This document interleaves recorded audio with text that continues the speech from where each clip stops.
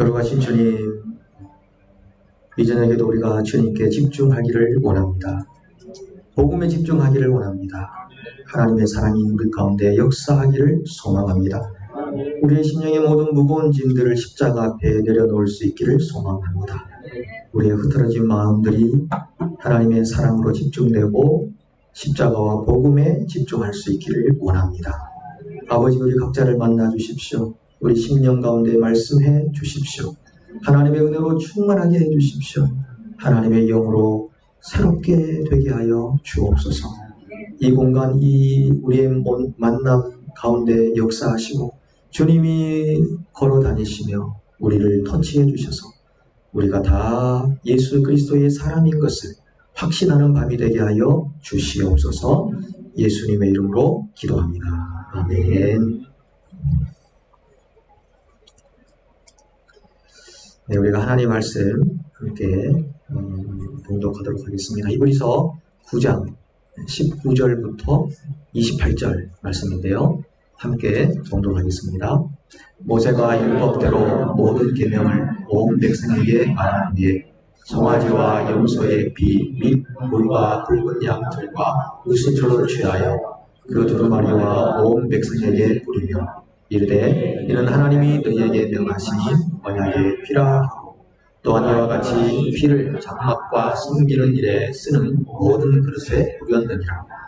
율법을 따라 너희 모든 물건이 피로써 정결하게 되나니 피 흘림이 없은즉 사함이 없느니라. 그러므로 하늘에 있는 것들의 모형은 이런 것들로서 정결하게 할 필요가 있었으나 하늘에 있는 그것들은 이런 것들보다 더 좋은 제물로 할지니라.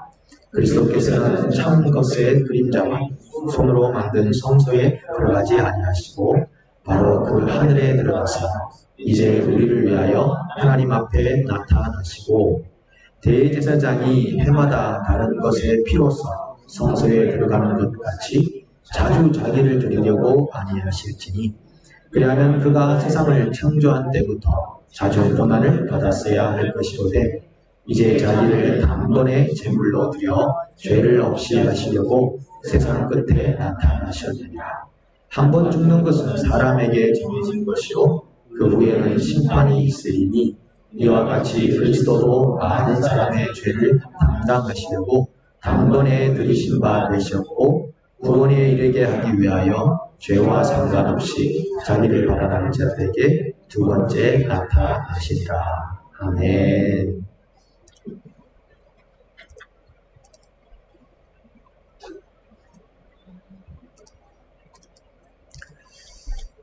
네.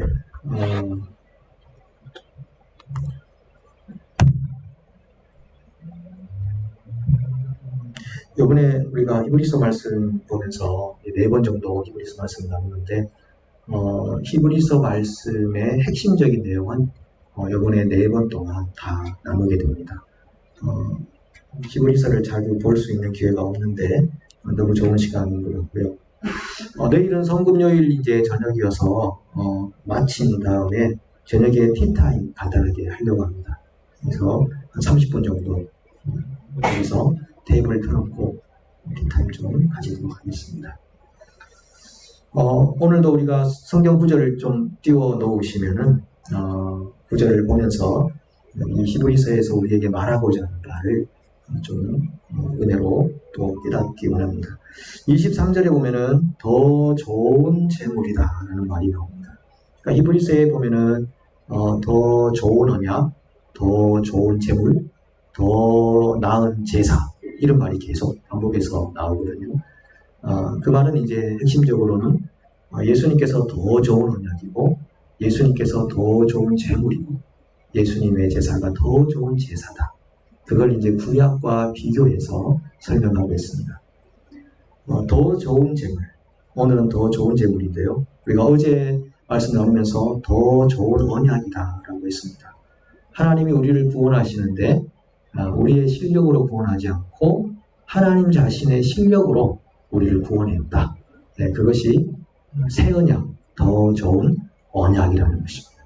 국가 이스라엘이 실패했고 이스라엘 백성들이 언약을 지켜내기는 턱없이 부족했고 율법을 다 이행하기는 불가능했기 때문에 하나님은 스스로 일방적으로 약속하신 자기 약속을 지키기 위해서 자기 아들을 보내시는 희생적인 사랑으로 우리를 건져내셨기 때문에 하나님의 언약으로 우리는 구원받았다. 이겁니다. 절대 우리 실력으로 구원받은 게 아니다.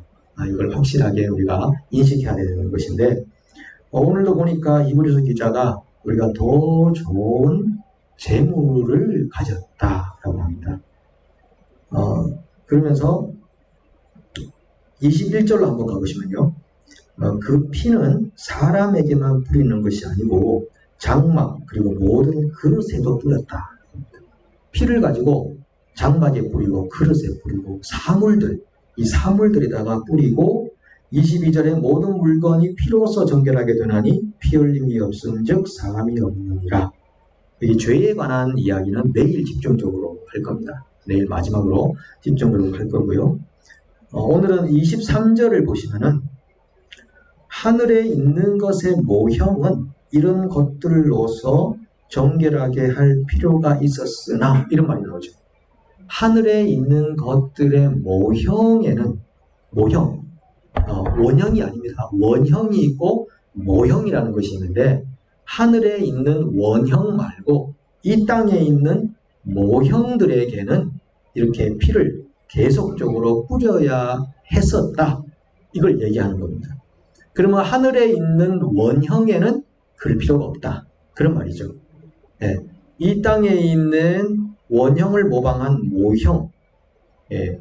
보통 우리가 그 집을 건축할 때 모델하우스를 지어 놓잖아요. 모델하우스를 지어 놓으면은 이 집이 앞으로 이렇게 지어질 거다 하는 것을 미리 보여주는 거잖아요. 근데 실제로는 그 크기도 다르고 위치도 다르고 다 다르잖아요.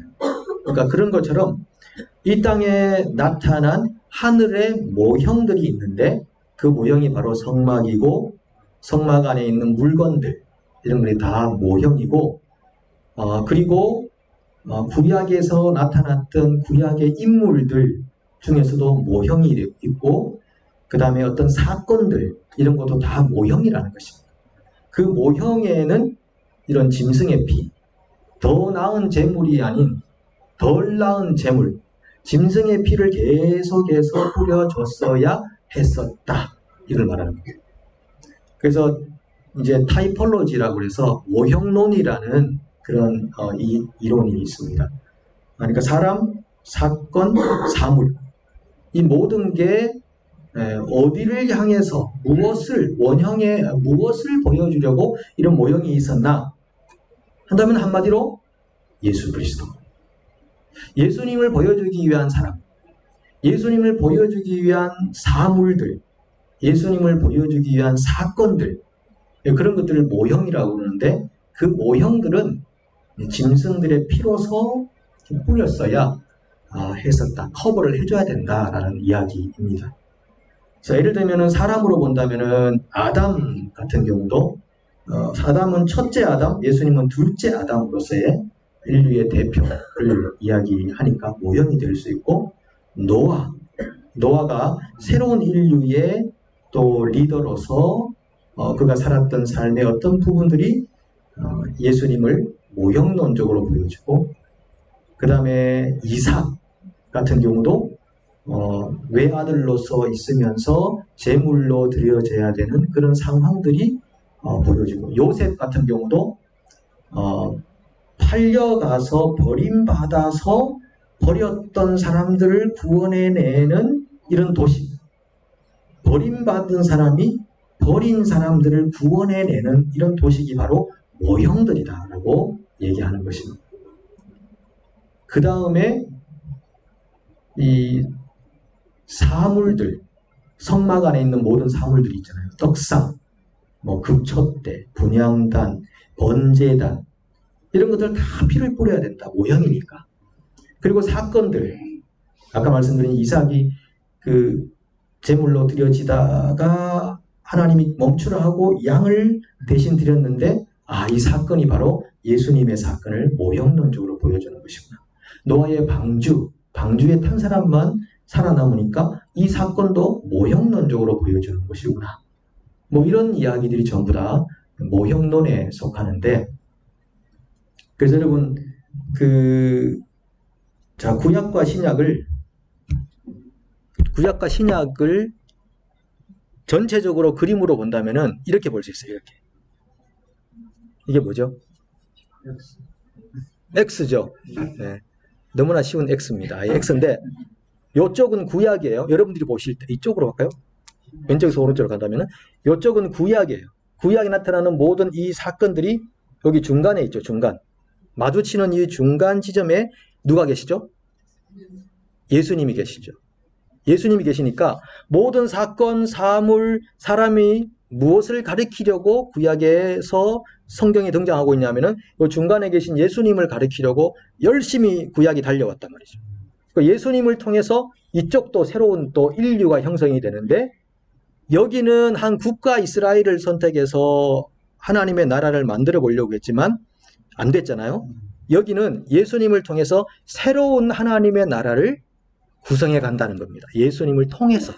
왜? 예수님은 더 좋은 제물이니까. 더 좋은 제물이니까 그 예수님을 통해서 이제 새로운 인류가 시작이 된다. 이거를 성경 전체가 우리에게 그렇게 말해주고 있습니다.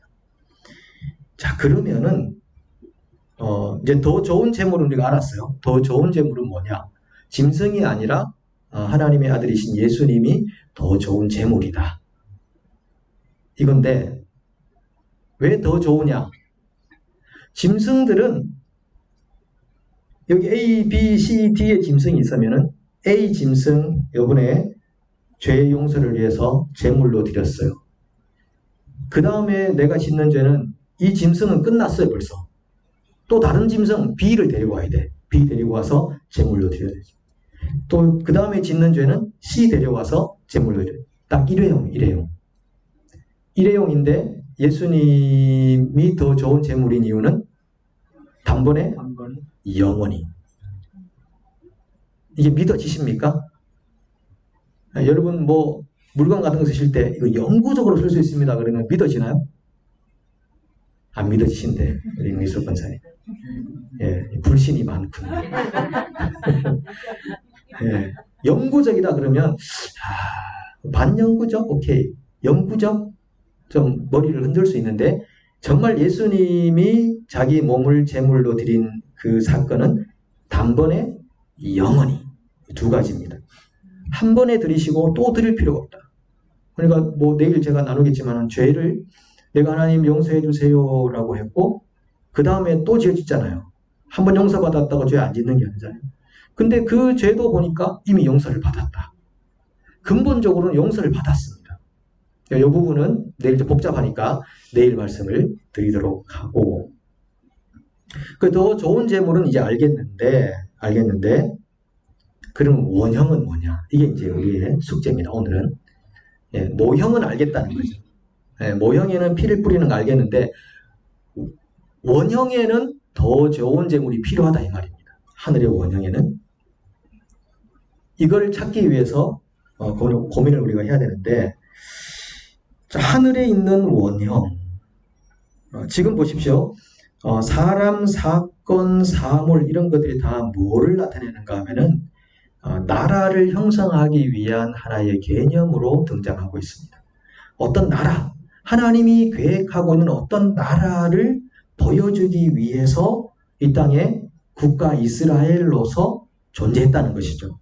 그럼 하늘에 있는 것들이라는 것은 원래 하나님이 하려고 했던 Kingdom of God, 하나님의 나라에 대한 이야기를 지금 이 본문이 우리에게 하고 있다는 거죠.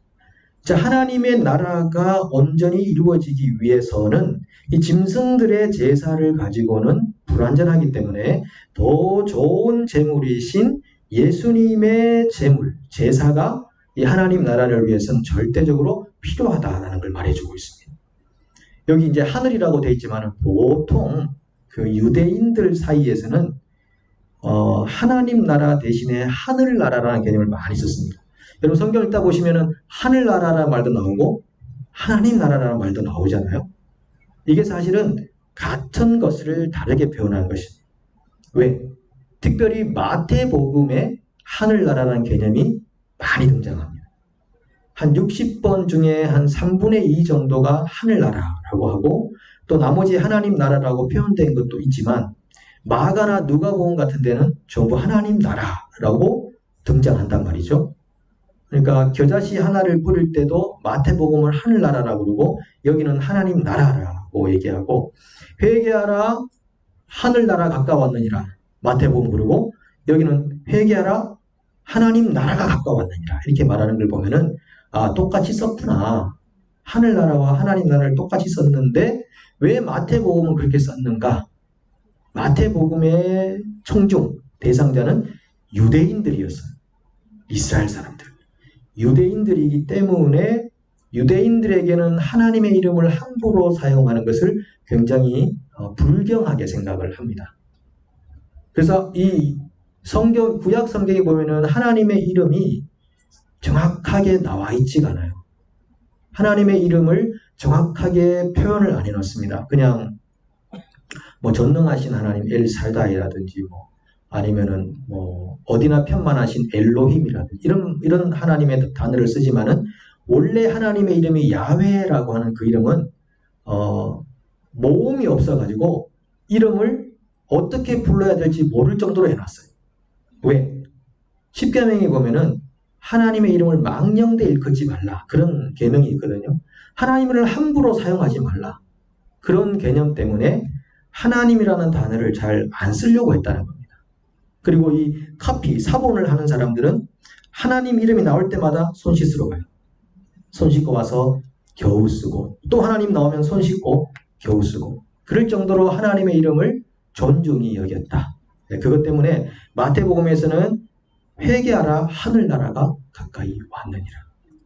그래서 하늘에 있는 원형이라고 그러면은 하나님의 나라를 상징하는 것이구나. 우리가 이렇게 이해할 수 있는데 그 하나님 나라가 이루어지고 완성되기 위해서는 더 좋은 재물이 필요하다. 예수님의 재물 대신 그것이 필요하다는 것입니다. 그래서 여러분 그러면 하나님의 나라가 어디 있습니까? 왔습니까? 올 겁니까? 하나님 나라가 왔습니까? 올 겁니까? 올 겁니까? 언제 올 겁니까? 예수님 이런 말씀하셨죠. 내가 성령을 힘입어서 귀신을 쫓아내는 거면은 하나님의 나라가 이미 너희에게 임하였느니라. 왔습니까? 올 겁니까? 왔습니다. 근데 올 겁니다도 맞아요, 집사님. 예, 틀리지 않았습니다. You are right. 예, 올 겁니다도 맞아요. 우리 신학자들이 왔지만 완성은 안 됐다 이렇게 말합니다.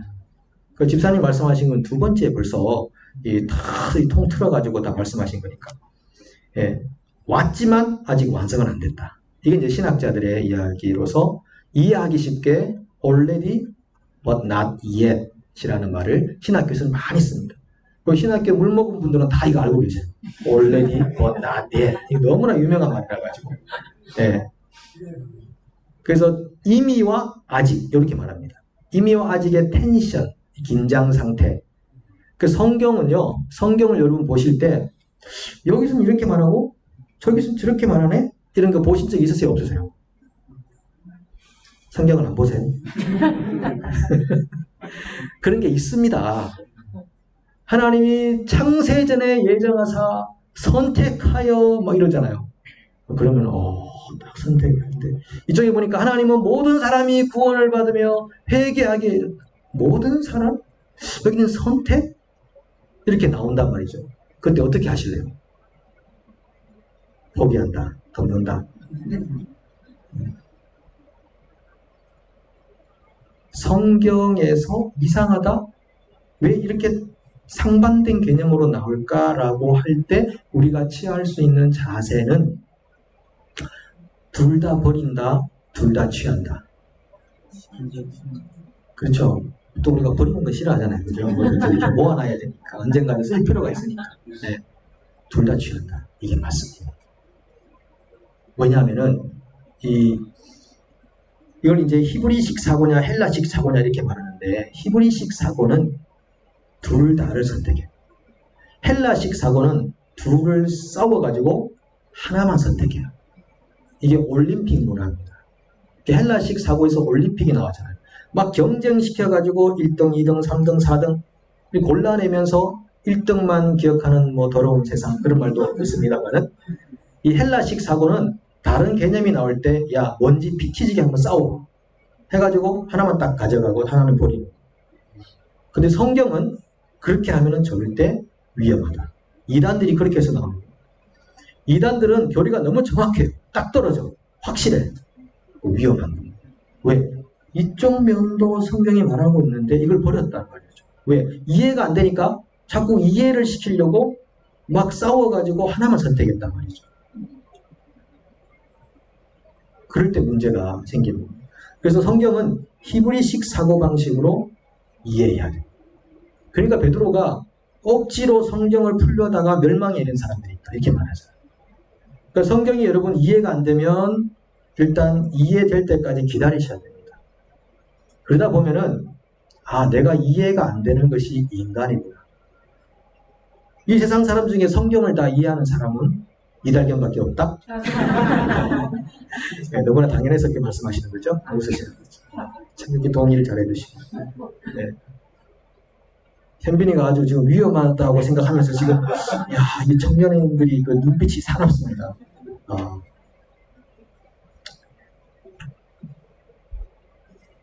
그래서 하나님의 나라는 예수님과 함께 임했고 그러나 아직 완성되지 않았다라고 한다면은 하나님의 나라는 우리 가운데 있는데 예수님 뭐라고 하시냐면은 하나님의 나라가 여기 있다 저기 있다 하지 말라. 하나님의 나라는 너희 가운데 있느니라. Among yourself. among입니다. 여러분 가운데 있다는 말이죠. 여러분 가운데. 우리 가운데 있다. 하나님의 나라가. 네, 어디 멀리 있는 게 아니다. 우리 가운데 있다라고 하면서 우리에게 무엇을 원하는가 하면요. 보세요. 그러면은 우리가 더 좋은 재물은 하나님의 나라에서는 더 좋은 재물이 필요했고 이미 하나님의 나라는 구약에서 시작은 되었지만 예수님과 함께 이 땅에 임했고 그리고 예수님이 다시 나타나실 때에 complete, 완성이 된다. 이렇게 말씀하시거든요.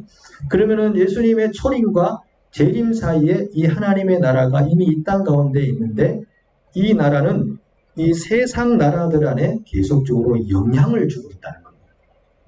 세상 나라 안에 영향을 줍니다. 어떤 부분에 문화적으로 그리고 교육적으로 그리고 철학적으로 모든 영역에 윤리적으로 모든 영역에 이 하나님의 나라가 계속 영향을 줘서 하나님의 나라가 강력하면 세상 문화가 바뀌는 것입니다.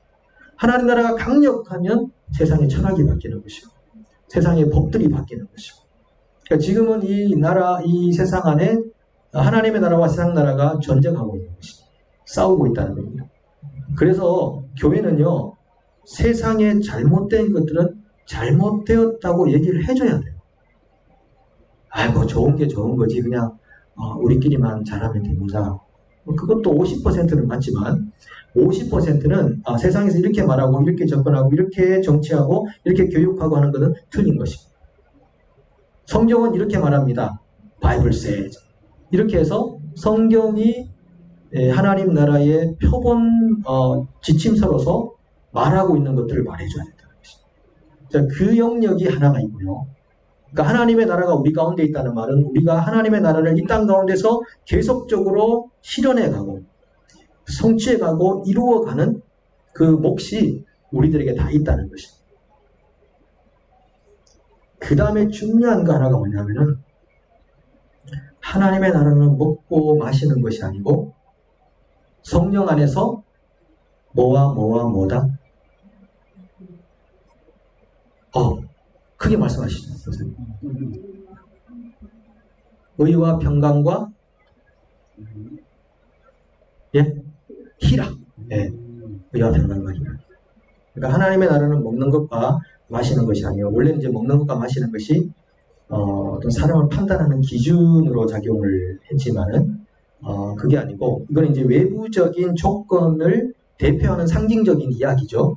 먹는 거 마시는 거. 그러니까 사람이 외모로 사람을 판단해서 사는 것이 하나님의 나라가 아니고 하나님의 나라는 성령 안에서 의와 평강과 희락이라 라고 했단 말이죠. 그러면은 더 좋은 제물로서 이 땅에 임하신 하나님의 나라를 우리가 이 땅에서 어떻게 만들어 갈 것인가. 그거는 우리 안에서 자꾸 의를 추구해 가는 것입니다. 의로운 삶을 추구해 가는 것입니다. 죄와 멀어지는 것이죠. 무엇이 더 의로운 삶인지를 추구해 가는 것입니다. 그 다음에 평강을 만드는 것입니다. 형제들과 싸운 담들을 제거하는 것입니다. 상처 입은 마음들을 치유받도록 하는 것이죠. 아직까지 불편한 어떤 형제, 어떤 자매들과의 마음을 자꾸 풀 수 있도록 이 피스풀한 관계가 될 수 있도록 만들어가는 것이죠. 그게 우리의 몫입니다. 그 다음에 희락입니다. 진짜 기쁨이 여기입니다. 진짜 기쁨은 예수 그리스도 안에 있구나. 잘못된 기쁨을 찾아다니는 사람들이 얼마나 많습니까? 잘못된 기쁨을 찾아다니는 사람들이 이 세상에 너무너무 많습니다. 여러분 요즘 기쁜 일이 뭐가 있습니까? 그 기쁜 일이 영원히 여러분들 기쁘게 하시던가요? 우리를 기쁘게 했던 일은 잠시 잠깐 순간적으로 끝나고 지나고, 저는 이상하게 한 몇 년 전부터 이상한 감정이 하나 생겼습니다. 옛날에 흘러갔던 노래, 슬픈 노래를 부르면, 노래를 들으면은 그 종류를 제가 정확하게 구분을 못하겠는데 너무 갑자기 외로워집니다. 너무 막 힘듭니다. 못 견디겠습니다. 막 뛰쳐나가서 막 뛰어내리고 싶은 그런 마음이 듭니다. 제가 얘기했더니 누가 갱년기라고 하니까 그런 건 아닌가 뭐 그건지는 호르몬인지 잘 모르겠지만 어떤 막 이상한 하여튼 그런 노래들이 있어요. 노래를 들으면은 마치 제가 엄청난 그 산골에 혼자 막 버려져가지고 외로움에 몸서리치는 그런 느낌이 확 들어오면서 제가 빨리 음악 끄라 그러죠. 빨리 막 귀 막고.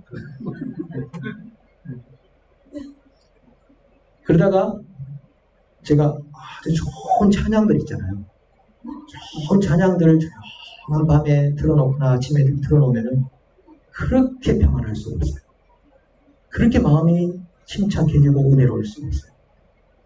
그러니까 갱년기면 사실 그런 음악에도 이상한 감정이 들어야 되는데 이렇게 진단하신 분들은 좀 다시 생각해 보시기 바랍니다. 그래서 제가 우리의 인생의 만족은 오직 예수 그리스도 안에 있구나. 우리의 인생의 기쁨이라는 것은 오직 예수 그리스도 안에 있구나. 내가 세상에 어디에서 이런 기쁨을, 이런 평안을, 이런 행복을 느낄 수가 있을 것인가. 우리를 잠시 잠깐 즐겁게 해줬던 모든 대상들은 오래가지 못합니다. 영원하지 못합니다. 우리 인생의 만족이 어디서 옵니까? 사람에게서 오지 않습니다. 환경에서 오지 않습니다.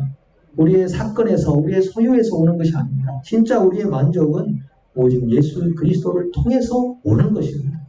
그렇게 우리가 디자인되어 있기 때문에 그런 것입니다. 하나님 나라의 핵심적인 그 인물이 바로 예수 그리스도시거든요. 그러니까 왜 우리가 예수님 하는지를 알아야 됩니다. 혹시 여러분 지금 마음에 무거운 짐을 지고 있거나 정말 갱년기라서 슬퍼하거나 호르몬 작용 때문에 어렵거나 그럴지라도 여기 맞는가 보네. 웃으시는 거예요. 그럴지라도 예수 그리스도는 갱년기를 뛰어넘을 수 있는 분, 극복해야 할 수 있는 분입니다. 무엇이 예수님한테 어려운 일이 되겠습니까? 그러니까 우리가 예수 그리스도를 깊이 묵상하고 그 예수님 앞에 나아간다면은 우리가 우리 안에 들었던 모든 세상을 향한 기대감, 세상을 향해서 들었던 배신감 이런 것들을 극복할 수 있고 하나님이 주시는 진정한 기쁨을 우리가 회복할 수 있는 줄로 믿습니다. 그런 믿음으로 우리가 함께 하나님 나라를 계속적으로 만들어가는 귀한 일꾼들, 귀한 사람들 되시기를 축복합니다. 우리가 하나님께 나아가서 기도하도록 하겠습니다. 오늘도 우리가